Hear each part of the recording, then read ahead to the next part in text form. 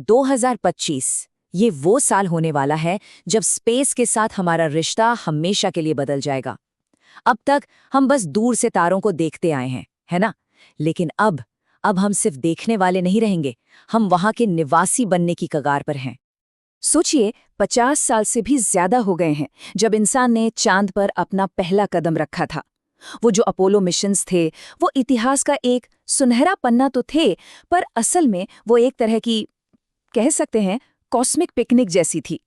कुछ दिन के लिए गए, कुछ पत्थर उठाए और घर वापस आ गए। लेकिन अब पूरा का पूरा खेल बदल रहा है।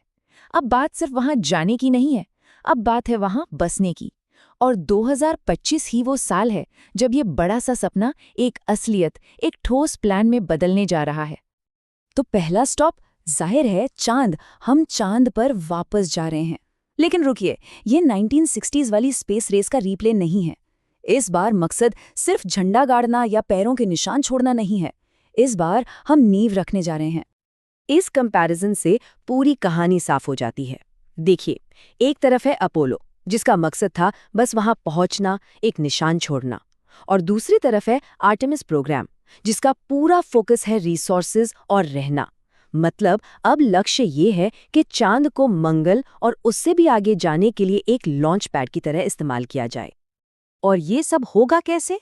इसका जवाब एक शब्द में है, ISRU, मतलब इन सीटू रिसोर्स यूटिलाइजेशन। इसको ऐसे समझिए, मान लीजिए आप एक अनजान आइलैंड पर फंस गए हैं, तो क्या आप अपने साथ घर से सारा सामान लेकर जाएंगे? नहीं ना, आप वहीं मौजूद चीजों का इस्तेमाल करना सीखेंगे। ISRU का भी यही मतलब है, चांद के ही संसाधनों से पानी, ऑक्सीजन और यहाँ तक कि रॉकेट का फ्यूल बनाना। तो ये सब होने कहाँ वाला है? जगह है चांद का साउथ पोल। और ये कोई रैंडम चॉइस नहीं है। नासा का जो आर्टेमिस 3 मिशन है, वो दिसंबर 2025 में ठीक यहीं उतरने वाला है। और इसकी सबसे बड़ी वजह है पानी। जी हाँ, वैज्ञानिकों को लगता है कि यहाँ के अंधेरे गड्ढों में पानी की बर्फ का बहुत बड़ा खजाना छिपा है, जो भविष्य के एस्ट्रोनॉट्स के लिए किसी लाइफलाइन से कम नहीं होगा। लेकिन कहानी में एक ट्विस्ट है।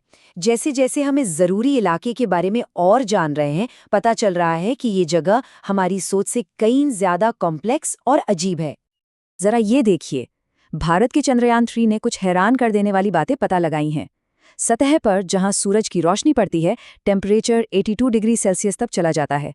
लेकिन सिर्फ 10 सेंटीमीटर नीचे खुदाई करते ही तापमान गिरकर -168 डिग्री सेल्सियस हो जाता है। ये इतना जबरदस्त टेम्परेचर डिफरेंस है कि ये भविष्य में बनने वाले इक्विपमेंट्स और हैबिटेट्स के डिजाइन को पूरी तरह से बदल कर रख देगा। और बात यहीं खत्म नहीं होती। चंद्रयान 3 ने ये भी पता लगाया कि सतह के ठीक ऊपर एक घनी इलेक्ट्रिकली चार्ज्ड प्लाज्मा की लेयर है, और ये लेयर हमारी उम्मीद से कहीं ज्यादा एक्टिव है। अब इसका मतलब ये है कि धूल और चार्जिंग की वजह से भविष्य के लैंडर्स और रोवर्स के लिए एक बहुत बड़ी इंजीनियरिंग चुनौती खड़ी हो गई है। ठीक है, तो हम चांद पर एक बेस बना रहे हैं, पर ये मंजिल नहीं है, ये तो बस एक जरूरी पड़ाव है। असली मंजिल वो है मंगल ग्रह। एलन मस्क का ये विजन इस पूरी सोच को एक लाइन में बता देता है। अंतिम लक्ष्य मंगल पर एक आत्मनिर्भर शहर स्थापित करना है। ये सिर्फ मंगल पर जाने की बात नहीं है, ये इंसान को एक मल्टी प्लैनेटरी स्पीसीज बनाने की बात है। और इस सपने को सच करने की तैयारी आज हो रही है। और इस सपने को हकीकत में बदलने वाली जो मशीन है, वो है स्पेसएक्स का स्टारशिप। ये आज तक बनाया गया सबसे बड़ा और सबसे पावरफुल रॉकेट है। और इसकी सबसे खास बात, ये पूरी तरह से रीयूजेबल है। ये डिजाइन स्पेस ट्रैवल के खर्च को इतना कम कर सकता है जिसकी हम कल्पना भी नहीं कर सकते। और 2025 में होने वाले इसके ऑर्बिटल टेस्ट्स हमें इस सपने के एक कदम और करीब ले जाएंगे। और हाँ, हमारी नजरें सिर्फ मंगल पर ही नहीं है। अक्टूबर 2025 में नासा का यूरोपा क्लिपर मिशन लॉन्च होने वाला है। ये जाएगा बृहस्पति के बर्फीले चांद यूरोपा के पास, और उसकी बर्फ की मोटी चादर के नीचे छिपे विशाल महासागर में जीवन के संकेत खोजेगा। ये सब हमारे सोलर सिस्टम के रहस्यों को जानने की एक बहुत बड़ी कोशिश का हिस्सा है। लेकिन इन सब कमाल की जगहों तक पहुंचने के लिए हमें सिर्फ एक मैप से ज्यादा कुछ चाहिए। हमें चाहिए एक मजबूत, भरोसेमंद और सस्ता इंफ्रास्ट्रक्चर। कह सकते हैं स्पेस तक जाने वाला एक हाईवे। और इस क्रांति के दिल में है रीयूजेबल रॉकेट्स। देखिए ये काम कैसे करते हैं। लॉन्च के बाद रॉकेट का पहला हिस्सा यानी बूस्टर स्पेस में पेलोड को छोड़कर वापस धरती पर लौट आता है और खुद ब खुद लैंड कर जाता है। अब इसे दोबारा इस्तेमाल किया जा सकता है। इससे रॉकेट को फेंक देने के मुकाबले खर्चा बहुत बहुत कम हो जाता है। और ये सिर्फ स्पेसएक्स की ही बात नहीं है। जेफ बेजोस की कंपनी ब्लू ओरिजिन भी 2025 में अपना heavy lift rocket new Glenn launch करने वाली है। मतलब कंपटीशन बढ़ रहा है, और जब कंपटीशन बढ़ता है तो इनोवेशन तेज होता है और स्पेस में जाना पहले से कहीं ज्यादा आसान और सस्ता हो जाता है। तो आज की जियोपॉलिटिकल सिचुएशन भी काफ़ी दिलचस्प है। एक तरफ अमेरिका का आर्टेमिस प्रोग्राम है जिसका फोकस मंगल की तैयारी करना है। दूसरी तरफ चीन का ILRS प्रोग्राम है जो एक ऑटोमेटिक बेस बनाना चाहता है। और फिर है भारत का चंद्रयान प्रोग्राम जो अपनी डीप स्पेस टेक्नोलॉजी और साइंटिफिक रिसर्च की ताकत दिखा रहा है। तो ये एक नई स्पेस रेस तो है, लेकिन इस बार इसमें कॉम्पिटिशन के साथ साथ कोऑपरेशन भी शामिल है। अच्छा, तो ये सब बड़े बड़े प्लान्स सुनने में तो बहुत अच्छे लगते हैं, लेकिन इसका हमारी रोजमर्रा की जिंदगी से क्या लेना देना है? आपको शायद हैरानी होगी, लेकिन इसका बहुत गहरा लेना देना है। ये एक सवाल है जो अक्सर पूछा जाता है ना, कि भाई जब धरती पे इतनी परेशानियां हैं तो हम स्पेस पर अरबों खरबों रुपए क्यों खर्च कर रहे हैं?